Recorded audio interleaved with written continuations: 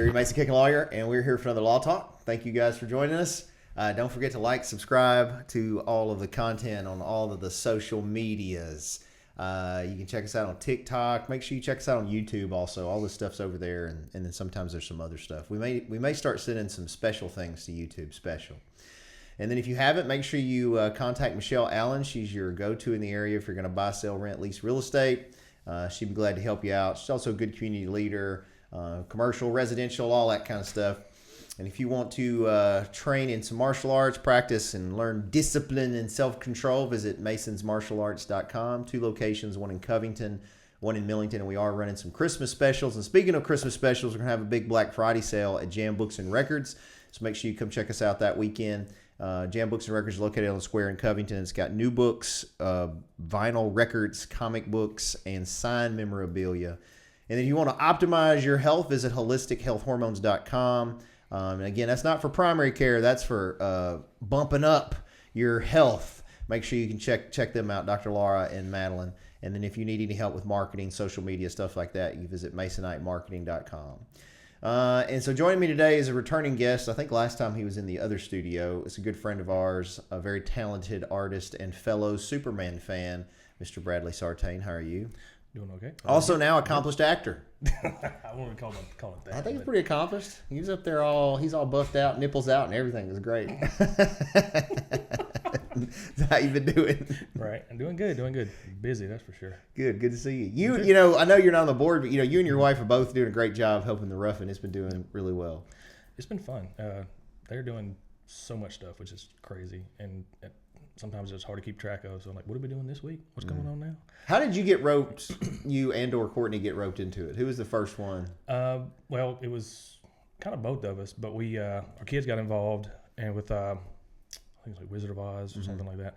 One of the kids plays, and it just kind of went from there. We kind of got more involved, and then she auditioned for a play, and then a board spot was open, and she wanted to get on it. She got voted on, and then we just kind of went from there. And I got roped into helping things doing backstage because of Young Frankenstein and whatnot, and just kind of helping out, and it just kind of went from there. And so you're in Rocky Horror. Were you in anyone before that one? Just kind of an improv kind of role, like kind of the awkward person standing in the back. One of the Legally Blonde. I was helping doing all the staging for Legally Blonde, and then got this wild idea one night to let me just appear in the shower curtain for the courtroom scene and just run out of the shower like it was just being something goofy, and stuff like that. Just kind of. So that was a big step for you then to do Rocky Horror. Oh yeah. That's a big one for anybody to do because you go from it's like 0 to 60. Yeah. I'm just glad it wasn't speaking role because no. Yeah. No, you can do it. You're younger than me, Bradley. You got to take the Rocky spot. I would be interested in. I may do it another year, maybe, or if they let me. If whoever ends up directing it, if they cast me in that role, because now I had this idea that I was too old. All year I really struggled with it. I was like, oh man, I'm just a grandkid. But then I got to thinking, I was like, well, I'm a grandfather now. It's good to be an example to other grandfathers. Yeah. So that this is what you should shoot for. So anyway, but that's a fun play to do. It really was. I enjoyed myself and had a good time, and I don't know. The environment was really good. I liked it. For sure. Well, I think that community theater stuff's good for everybody though to come try because you're stepping outside your comfort zone, and you don't have to do Rocky Horror, but any of those plays, and then it's kind of like you said. I don't mean to always talk about the Ruffin. People think I own it or am involved in it, but I just try to be supportive of community activities, and not only does it help the community, but there's other aspects. If you don't want to be on the stage, you can help backstage. You can help in the concession stand. There's ways to volunteer and help the community at the Ruffin. Oh yeah, there's tons of ways. They always have a food drive when you come in, so you can donate as you come in. Come see a good little show, and then, like you said, we're always looking for help to do things, backstage and volunteering in concessions and whatnot. And it's just kind of, blown up there for us, and just being really involved in it. And I enjoy doing the stuff backstage, but it's a juggling act sometimes. Yeah, no, that's you were doing it even during Rocky. I was telling Madeline how we wouldn't have been able to do it without you, because that's a very important component of a show that people don't. I think it's undervalued. People, the people on the front are doing the act and get all the clout, but if you're not there opening curtains, moving scenery, it's very, very important to shows. Yeah, and and that's kind of one of the things in Rocky. I just kind of fell into it because I've done it so many other times, with other plays, and it came natural. So it fit well, and why not do it while I was there? I think we need to. Josh is always directing stuff. I think we need to get Josh to act in some plays. That's a big. It'd be good. If they did Spam-A-Lot again, you could do it. The only hold up is that I would actually do the king role of Spam-A-Lot, but it's the singing part. Nobody wants to hear me sing. It would be horrible. I can't sing. I can't sing either. I was not gifted with an the Spam-A-Lot though is, and even theater singing, I think is a little different than other. You can sort of theater sing certain times. Yeah. To me, it's like almost like an operatic voice. I don't know. I think there's something for everybody. I agree though. The singing part is always an encumbrance because you can either sing or you can't. Well, then there's some people do like they call talk singing. You're kind of just talking in tone and kind of fits the music and whatnot. I mean, my wife learned how to yodel for Young Frankenstein, which is crazy. Well, talking about acting, since you're wearing the shirt, what did you think of the new Superman movie? I had a feeling this would come up. It took me about a week or two to really fully digest what was going on. At first, I was kind of mid-tier, maybe just a little higher, maybe like a 6 something. But then as I fully understood it and watched a little more of it, I appreciated it more on the second watch than I did the first watch. So it has potential to build out. It was more of a world building to me. So I'm thinking about maybe like a 7.2, maybe 7.5 or so. So the first time I watched it, I think I told you this. The first time I watched it, I was so excited to get to see it because you and I both are giant Superman fans, and so I was just super excited. I was glad there was a Superman movie, and then I was literally depressed for like 2 days after because it just wasn't what I hoped it would be. I felt the same way. It was so much went on. You had to process so much, and did I like it, or was it just, what was it? How do you really feel about it? But then after I took some time and really thought about it and kind of came back to it again, I liked it.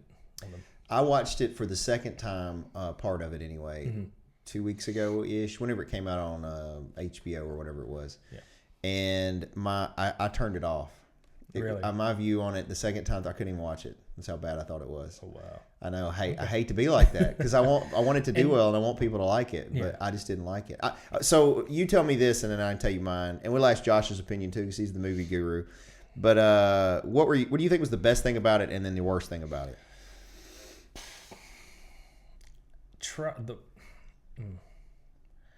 What's sad is it's easier for me to tell you what was the worst thing about it, just because it's hard to pinpoint exactly what I liked about it, because just the overall feel of the character I appreciated, but the storytelling kind of hindered it because it was so much going on. You couldn't fully get a grasp on what was happening. But if you break it apart, you can understand it. But you shouldn't have to do that with a film. So that's, if that makes any kind of sense. This is the worst part.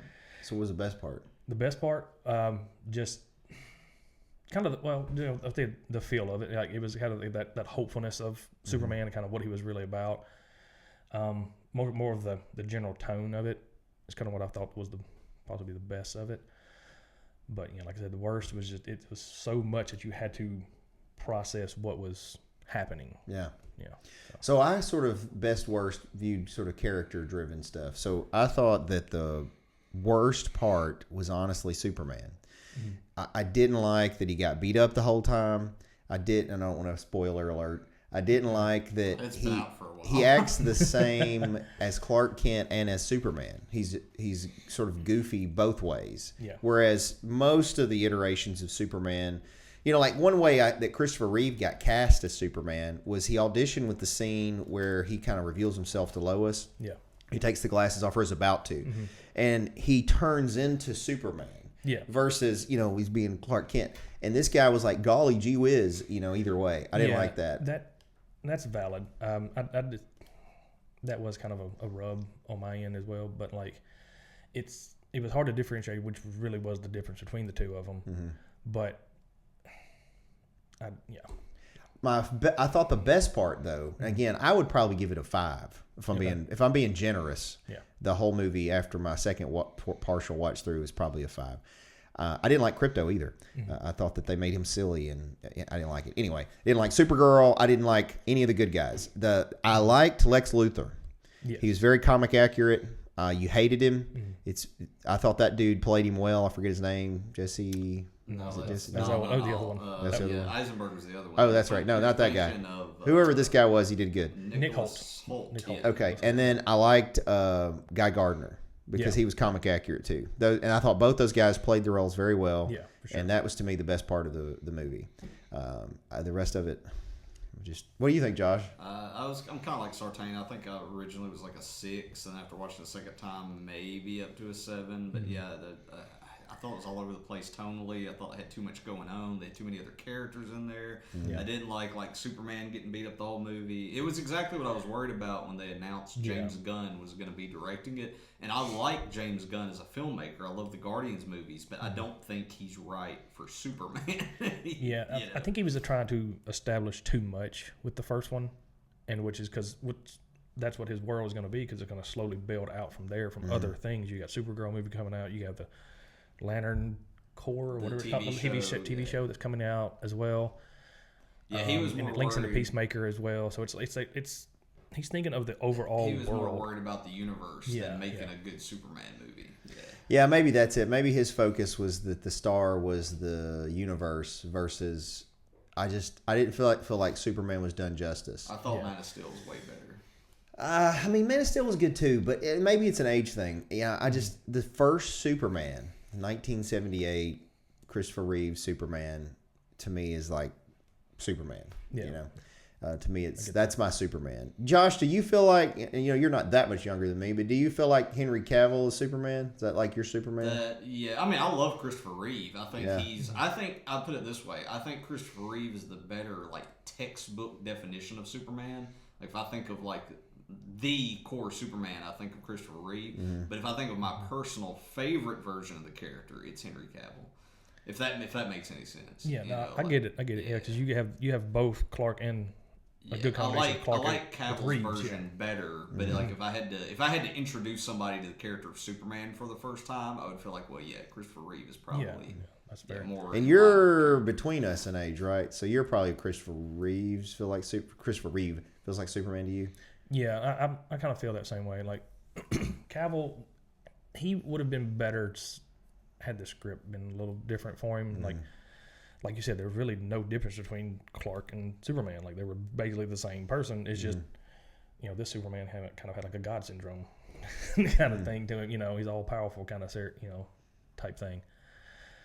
But I just think he was the Cavill version was probably hindered by a lot of the tone which Snyder was trying to go with that one, and the script kind of didn't really allow him to do what he wanted. Well, and and he had WB. They always meddle in their mess. Original Superman, like when Superman first came out, he didn't fly. He leaped. He jumped really high, and he did have limited power. He was bulletproof and stuff, but he struggled to move a train, lift a car, those things. He could do it, and it was obviously superhuman. But and I think that James Gunn was toning down his power some, because I think it's hard to tell those stories when in this James Gunn universe, Superman is still the most powerful, but he is depowered compared to what we've seen. And then he's even got a new power now in the comic books, like he can create a time portal thing or something that they just added. Yeah, that's like not a time portal, but like a wormhole almost. Anyway, empowers him up. I just saw a blip of it pop up that there's one of the new comic books come out, and he's got this new power. But that's something that's happened, if people understand Superman, throughout comic book history. He's had different kind of X-ray vision powers, different kind of hearing powers. He's had a lot of, like the kissing Lois and forgetting she forgets who he is type stuff. Yeah, and then you had the solar flare he can create. That one was a couple years ago. He could shoot a mini Superman out of his fingertips in one of them. I remember that was really weird. It's like a really obscure comic where he shot little smaller versions of Superman. Well, those 40s and 50s comics often weren't like cliffhangers into another story. Yeah. It was like several little short stories in the book. and they were often not the same universe. So you'd have what if basically, Lois Lane was from Krypton, it's that kind of thing. And but again, I think because I grew up with a Superman that could make the Earth reverse and go backwards in time to save Lois Lane. Yeah. I really struggled with the Zack Snyder Superman. So I didn't mind the uniform, the outfit, and the symbol there. The symbol's an Alex Ross throwback to Kingdom Come, which was one of my favorites. That's kind of what I like this version of the logo as well. I think I've asked you this before, maybe on the last podcast, but I'm going to ask you again. Who's your favorite comic book artist? Oh man, probably Brian Michael Bendis. What's he known for? Because I don't recognize it offhand. Shoot, I'm trying to remember what he's done recently. He does a bunch of X-Men stuff. If I'm not mistaken. He didn't do Superman stuff? I don't think he has. Frank Miller did a bunch of Superman stuff. Frank Miller did Batman. Why did you gravitate to Superman? Because I know very few people I think are equal to my fandom with Superman, but you may be. But why is it Superman? It was really one of the first comics I got my hands on. It was like a lot of Superman stuff because it was just, I think it was back in the 90s when it kind of first really came out. It was when I got into it. Mm-hmm. And I got my hands on a lot of the Superman stuff, talking about the death of Superman and how they did different versions of Superman. I was like, oh man, this is super cool. And we really dive into this stuff. And then I watched the old, original Superman, and just kind of liked the character in itself. Just trying to do good, hopeful, and all this kind of stuff. Mm-hmm. But the 90s version of it was the death of Superman. That's kind of where it really took a turn. I was like, man, this is kind of crazy because, people trying to fill the void of what Superman is. Mm-hmm. So I kind of gravitated more toward that. Mm-hmm. And then, they came out with Kingdom Come a little while later, and I was like, the artwork for Alex Ross is what really... Yeah, no, he's impressive. I follow him on Instagram and TikTok and stuff, mm-hmm. where he does some of his different... But, he does paintings, and he uses actual people as he'll still have like a person come in dressed in the outfit, and he uses them. Like there's one guy, a buddy of his, that looks like the Superman he draws. Oh, really? Now, he does make him a little more... Like the guy's pretty barrel-chested, mm-hmm. but he kind of trims his waist a little bit, the guy that does it. Yeah. But he does look like it. Like he looks like and he does it. He had somebody for Wonder Woman and everything. But he's a traditional painter. Yeah. And yeah, I agree with you. Alex Ross is my favorite because I do like that 50s style mm-hmm. Superman, the gray hair, the Kingdom Come. Yeah, I like all that. It's cool. I don't know if I asked you this though. Who's your second favorite? If Superman is number one, who's number two? It's kind of a toss up on the Marvel side because I lean more toward Captain America on certain things. Also, Wolverine was always my go to mm-hmm. kind of character. I just liked him in general. Kind of his power set was interesting, and the claws were always kind of cool because he just got to go in there and just mess stuff up, mm-hmm. which I loved. That, and I was a big fan of the 90s X-Men show. And you watched the new one that they redid? You like it? Oh man, yeah. That was solid. I love that one. You're a Rogue fan. Got that PG-13 Rogue cartoon. Oh Lord, yeah, it was good. I really love that the new version. The continuation is what that one mm-hmm. was. And I definitely liked it. They kind of... Have you seen it yet, by any chance? I think I watched part of the first episode of the new thing. Okay. And then Madeline came in the living room, so I turned it off because she won't let me watch cartoons. So. Yeah, I really enjoyed it. I don't want to ruin it for you, but if you're gonna watch it, but it was a good little series. They continued with the kind of where they left off with the 90s one and kept on going. But Wolverine was always my go-to character in that show as well, because you always wanted Wolverine to get with Jean because he always had a love for her and whatnot, and so yeah, I just liked his character and just how he... I was trying to think if I have a number two, because it's just so clearly Superman's my favorite, and there are several that are probably along the equal line. I was thinking about who I have the most comic books of. Yeah. And I have Batman and Spider-Man are kind of the same secondary. Superman is by far the most comic books, but Batman and Spider-Man are very similar numbers, so those are probably right there, number two for me together. Yeah. What about you, Josh? Iron superheroes. Man. I know you liked Iron Man. Iron Man and Spider-Man's probably number two. Yeah. Man, the Marvel guys, it just pisses me off. Yeah, I'm all about the Marvel. I like Batman. He's cool. He'd probably be my favorite on the DC side, but the DC characters. Well, last comic book thing, because people watching probably get bored with all this, but who do y'all think is the best Batman? Ben Affleck for me. Yeah. That warehouse scene in Batman v Superman. That was solid. I give you that. That fight scene was solid, but I don't think he got enough time to really give his true Batman, because it was like more on the lines like, oh, there's an alien, I'm going to fight him kind of scenario. No, just instantly. But what's more Batman than that? Well, that's who else but Batman's going to look down an alien and be like, oh, yeah. Probably, I lean toward Keaton. Mm-hmm. But Adam West was, obviously the OG.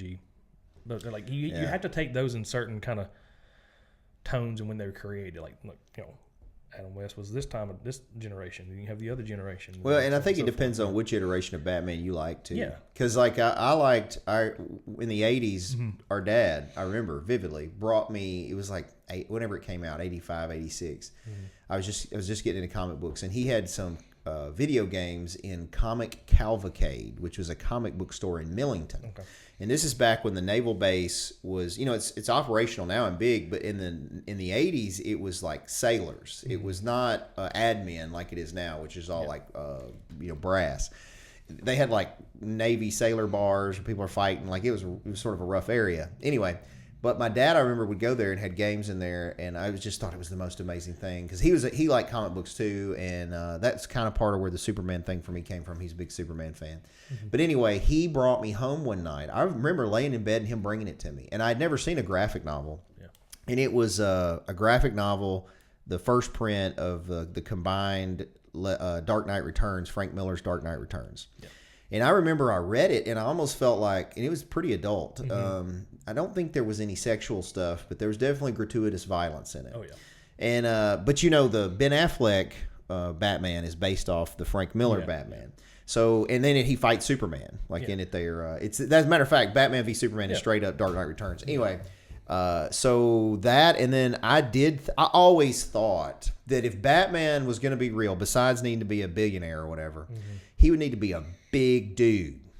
Jacked up human, because he's literally trying to hang with all these metahumans. And I thought Ben Affleck did a great job. He looked the part. So I would honestly, if I had to pick one, I think Ben Affleck's also my favorite. Yeah, I get that, because like you said, that was literally straight out of the Frank Miller novel. That's the version he was trying to portray. I just wish he would have got a little longer to be the role, be Batman, so you can feel it a little bit more. But as far as that warehouse fight scene was crazy. Yeah. Okay, that was solid for me. But yeah, like you talking about big guys, like there's a new version of Batman out now, Absolute Batman. Yeah. I bought at our comic convention actually. Was it Lutz? Lutz was there, and he was selling the packets. Now I didn't realize when I bought it that it wasn't first prints though. No, apparently it was like 4th, 5th, and 6th prints. But I bought Did you buy the same thing? That's right, we did. That's right. I think you bought the same thing. But I haven't opened it yet. I wanted to read it, and then when I realized it weren't for first prints, I was kind of depressed. So. That's okay. Those are hard to get a hold of, because that one's going out pretty quick. I didn't realize, it's so funny how some of those hit, because the Absolute Superman, that's a whole separate universe, kind of like they did New 52. But yeah, no, I've seen the picture, so yeah, you're right. It looks like a big jacked up dude. It's like his whole Batman symbol on his chest. He can pop it off and turn it into a battle axe, which is crazy. I'm like, all right, we're going, supernatural here. I'm cool with those, especially if they're not messing up the continuum or whatever, And this is just another version of it, like they have their main run of, Action Comics and stuff like that, and then they have this kind of sidebar. Well, they had, I don't know if they still do it, but the DC used to call them Elseworlds. Yeah. And it was just sort of one-offs, and it wasn't.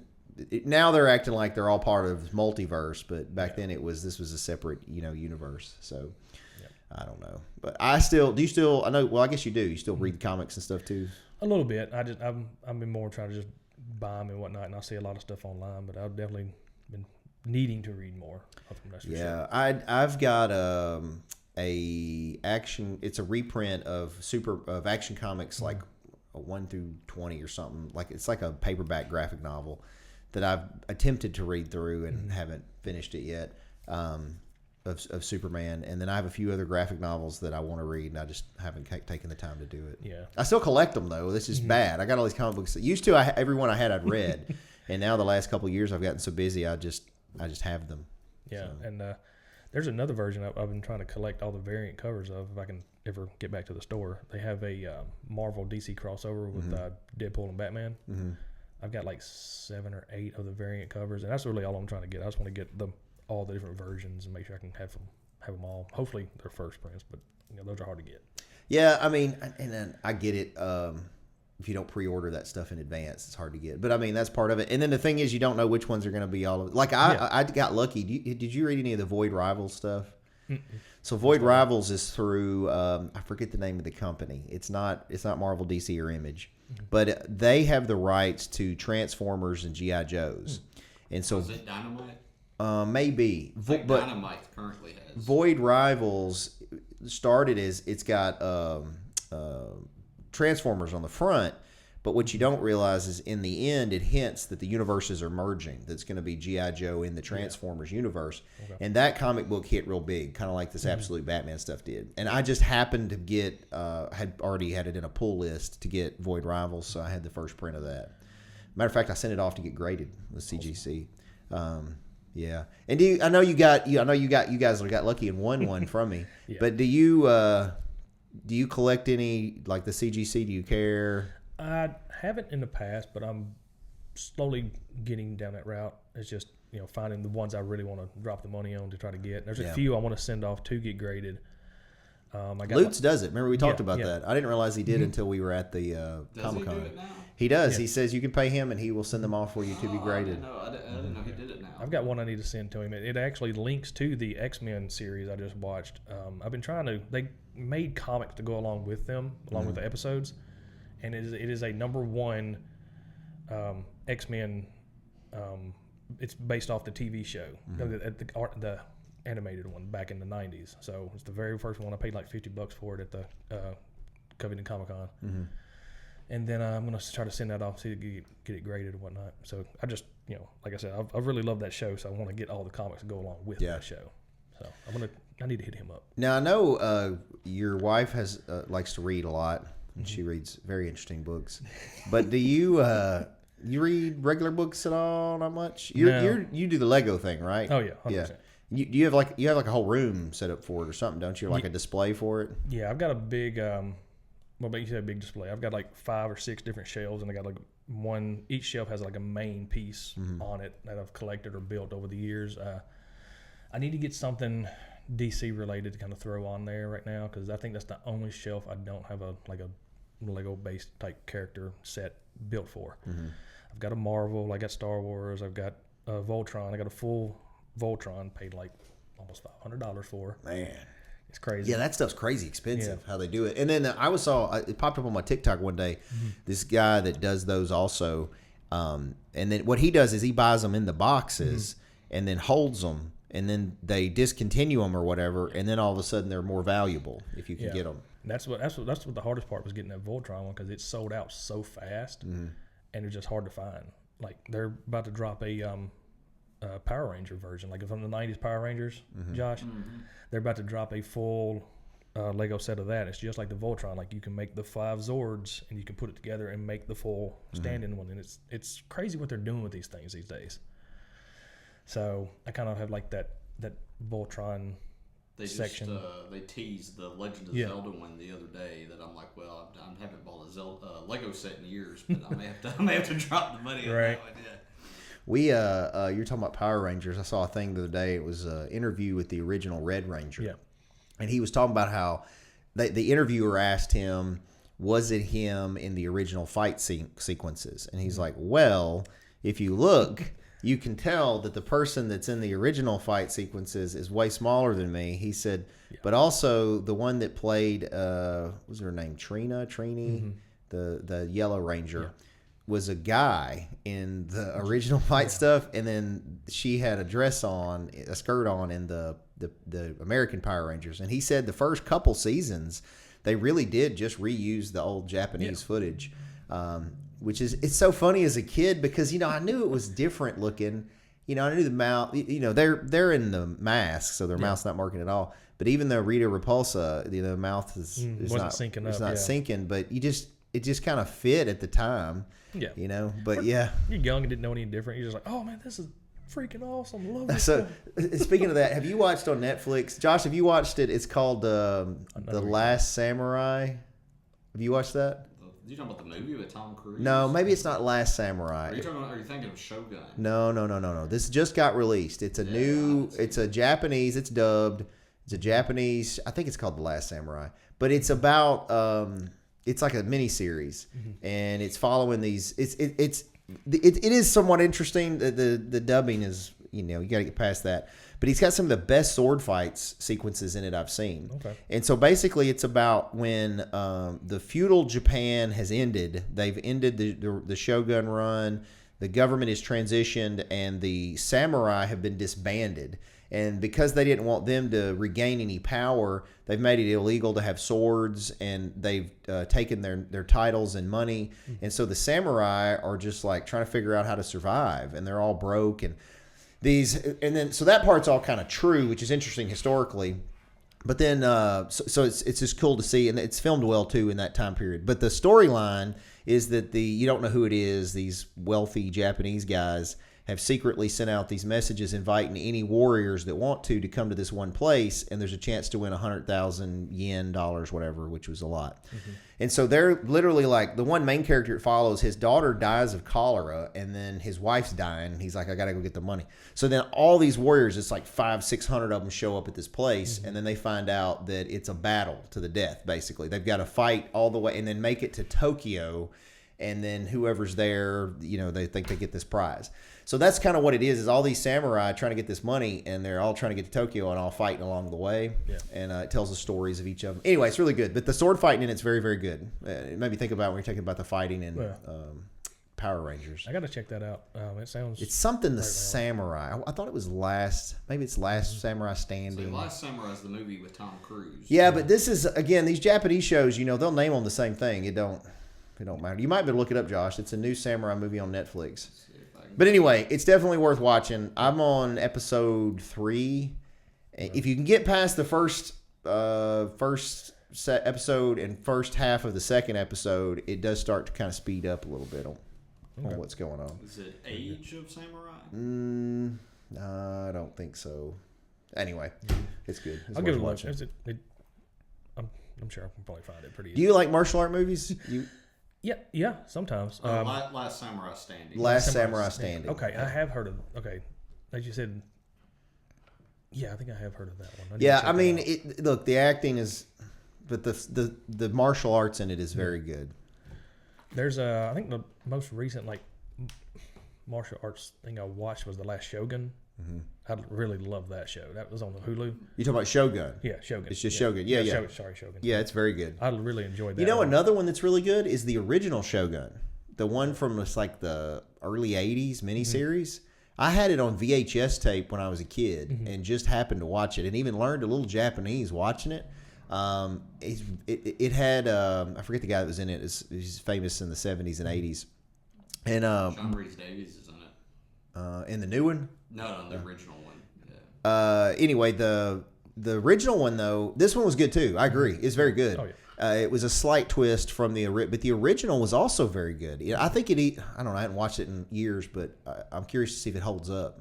Yeah, check it out. I think the most recent, besides Shogun, there is a animated show on Netflix called A Blue-Eyed Samurai. I like that one as well. Do you watch the anime and all that stuff? Not so much. My son's really into the anime and whatnot. Yeah, there's a lot of kids. I just never got into that. I just missed me. Yeah, me as well. I think the closest to anime I ever got was watching Dragon Ball Z a few times. I did watch several years ago when they released the He-Man show, the He-Man cartoon. They did an anime version of it. And really? I think it's still available on Netflix or somewhere, but it was pretty good. Yeah. Yeah. That made me think I was going to ask Josh. Oh, He-Man. Josh, have you seen the stuff coming out on the He-Man show? Yeah, I've been keeping up. You talking about the new movie? Yeah, the new movie. Yeah, I've been keeping up with it, but they haven't released an official trailer or anything. yet. Yeah, they've dropped a few steals here and there. I've seen that. That was a childhood favorite of mine. Yeah. Well, I'm glad that it sounds like they may be actually doing it right, because although I love Dolph Lundgren, I was so disappointed when that movie came out. Yeah. Because it was really nothing to do with the show, with actual He-Man.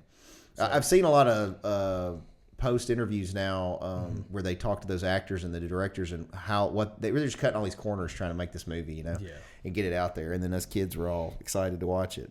Had nothing to do with the actual cartoon. Do you remember that Power Ranger fan film that came out a few years ago? They ended up banning for a little while. It was awesome. Dude, it's still out there. I found it. Is it? Yeah. The dark, gritty one? Yeah. I wish they would do that. Dude, that was insane. It's still out there.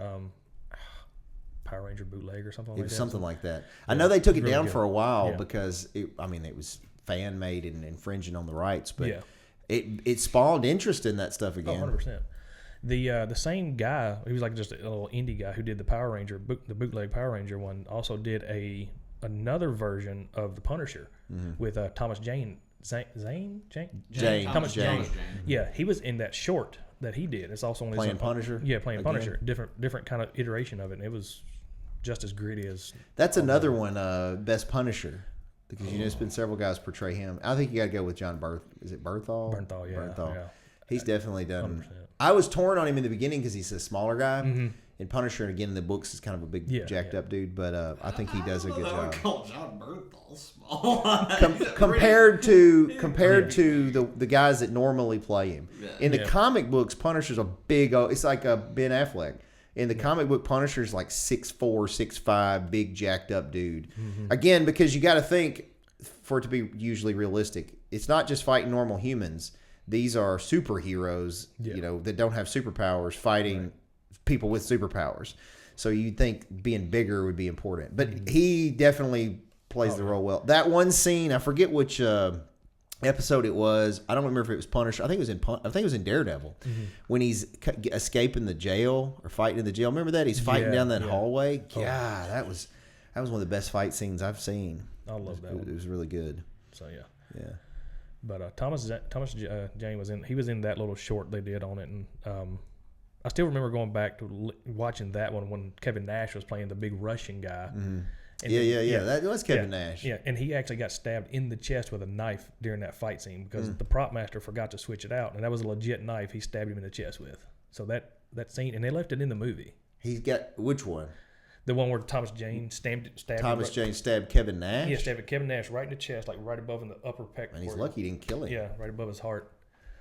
And they left it in there, and that was, a real reaction, real knife. That's a good way to get somebody killed and fired. Yeah, yeah. At the same just a little time.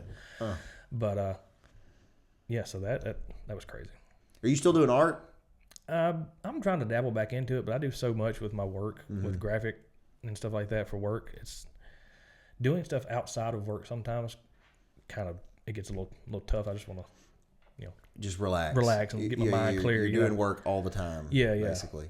Yeah. So has it switched from being fun, where you're getting to draw for fun? Is it like that's a job now? It gets that way, but I just have to make it fun because I get to create stuff and do stuff like that, and just it's all just like a digital version of it, So I don't get to. I'm not hand drawing as much anymore. I need to get back into that because it's just something I need to keep that skill set, But it sometimes it turns into, there's some days where it's just like I don't want to do anything creative. I just want to sit down and do nothing because my brain is fried from having to think like you put your mind into that creative mode. It's hard to like really switch in and out sometimes. So, yeah. And how did you discover I guess you were just dabbling as a kid and had a natural knack for it? And dabbling as a kid, had a natural knack for it, and I stayed grounded a little bit, so I didn't have access to a lot of stuff. So I was like, hey, I'm going to draw to entertain myself. And then I just started doodling and figuring it out, man. And what really clicked was when I started drawing things from memory and just like, I remember what this looks like. And I could just start draw it by hand and not even have to look at a picture or a reference. And it would be pretty close to the exact replica as it could have been. Could you do hands and feet pretty well, or you Rob Liefeld? I knew you were going with that. So you said hands and feet. That I could. if you give me time, yeah, I probably could. I didn't shy away from them, but there's little tricks you can do to like if you're drawing a superhero, well, they got boots on, just draw it in perspective. You ain't got to draw, certain little details of it, because that's usually an element that's usually further away, so you don't have to put as much detail into that portion of it. Well, you're doing the hands. Hands are. We all have a mutual friend who likes to draw certain parts of a female anatomy. Did you ever dabble in that? No. He wouldn't say it on here. No, I never did. Hey, that dude owns it though. Oh yeah. He puts it on everything. His big sign has got it, and respect, man. Know what you're good at. So, if you thought about doing I guess if you're working so much, you wouldn't do it. But, I always thought if I was good at drawing, because I'm not, that I would like do my own comic book. I've thought about it, and I tried as a kid, as when I was younger, and it just gets the constant repetition of it gets boring real fast for me. So if I don't have, I would have to sit down and really lay it out like an outline, because I never really knew the structure of how to do a comic when I was a kid. I was just kind of making it up when I was drawing and figuring things out. Oh, I want to do this panel. I want to try this. This would be kind of cool, And I would just have to make myself be patient. And that was a big problem with me, is that my patience level was about maybe super short. So I would get bored with it really quick. But now that I've got a better understanding of how things are created, I probably could. I just had to, pace myself and really think it through before I jumped into it. You said something earlier. You were talking about work, and then it made me think for some reason about my work. And then I was thinking about what you said that your brother's experience was. So your brother was on a jury recently. My brother-in-law, yeah. Your brother-in-law. Yeah. Okay, and his. Oh yeah, no, I did see him. Yeah. For what did I not realize that was? I knew exactly who he was. I saw him, but when you said brother, I didn't think about brother-in-law. So yeah, I did see him. Yeah. But I know all the lawyers. I was literally there. I walked in at the end because I had to be there for when they got done. The judge took up a case I had that was a status on it. So, but what was his kind of takeaway on the experience? There is no price too high for a good defense attorney. Yeah, see, y'all remember that. You gotta have to pay to play, right? Yeah. Did he give you any specifics on not about the person, but just like the experience in general? Just that it was, I don't know. He just kind of, he was talking kind of about the case and whatnot, and kind of what was going on during that. But like you really need to know what you need. Know your stuff when you do being a defense attorney.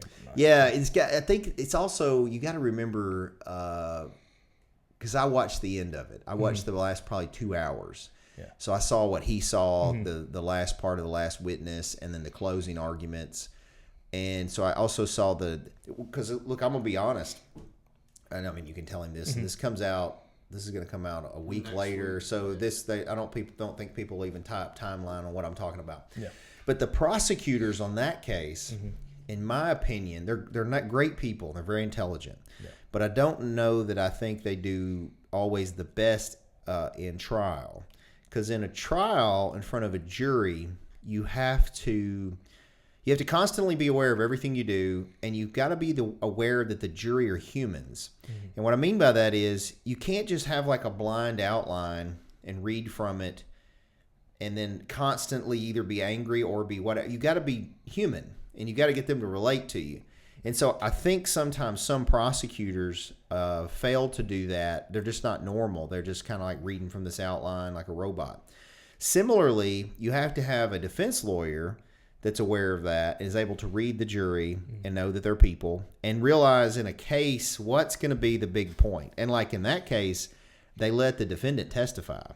And that was a big thing that as I watched it, it looked like a train wreck, that part. And that happens a lot, whether you're a good lawyer or not. The defendant has a right to testify. Sometimes they listen, sometimes they don't. Anyway, so that was an issue. And then I do remember in the closing arguments, the defense lawyer made a couple statements that I don't know why you would do that. Like, it's almost like it's a show. You got to be real in it and pure in it, but you can't. I don't know.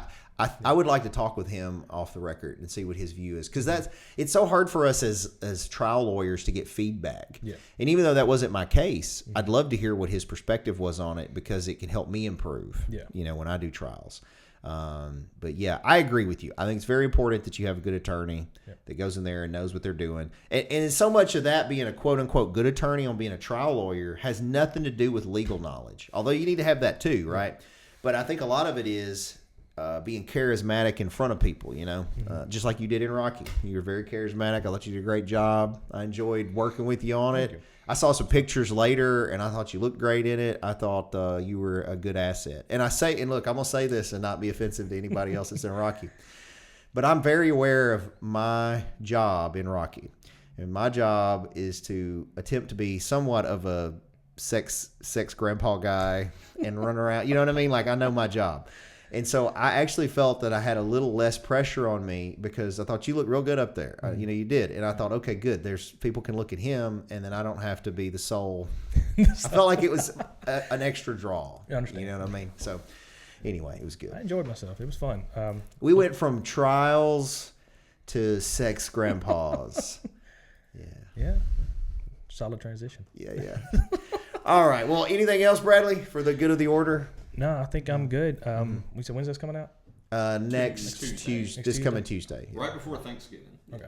Yeah, Right, so cool. it'll be right. So y'all have a great Thanksgiving if you see this. This is the Thanksgiving episode. Oh, happy Thanksgiving. Turkey. I'm always curious, Josh, we'll have to see one time and do a video where we just kind of post the analytics because I'm always curious how many people actually watch the end. I always wonder how I could say just about anything now. Yeah. And I wonder if anybody's actually watched it all the way to the end. I was going to plug Peter Blunt, but that'll be this week. Yeah, I thought I was going to do it at the beginning, but then I realized this was going to be Tuesday. Yeah. So, but I mean, you can't say that the Ruffins got music all the time. And like I said, this past weekend they had Peter Blunt, and I'm sure it was an awesome show. Right. They'll have Christmas Peter with Blunt Elvis, system. if I'm not mistaken, coming up, and then you got Frozen Jr. as well. So That's all this year. this year, yeah. Frozen Jr. is in January, but like the kids are there's over 40 kids in that cast. That's and crazy. These kids are putting in some work, and God bless the director.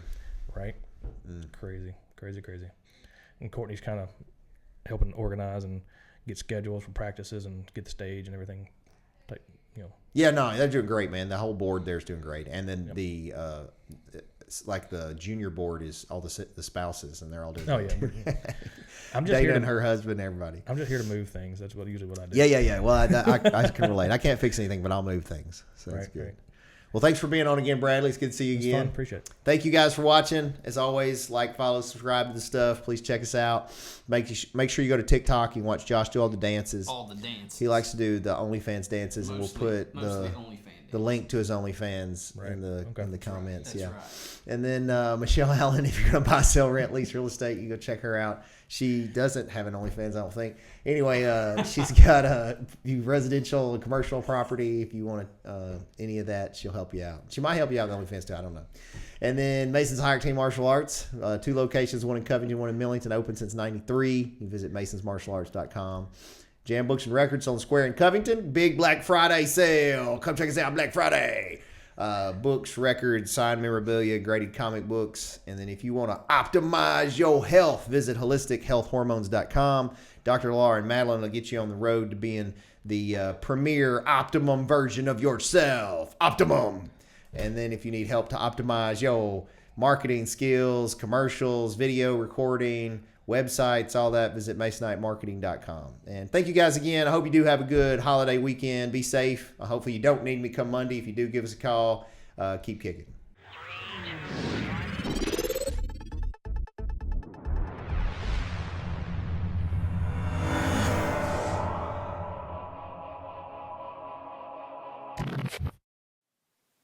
Thanks for watching, guys. Just remember that this is not legal advice or investment advice or business advice. This is for fun and entertainment purposes only.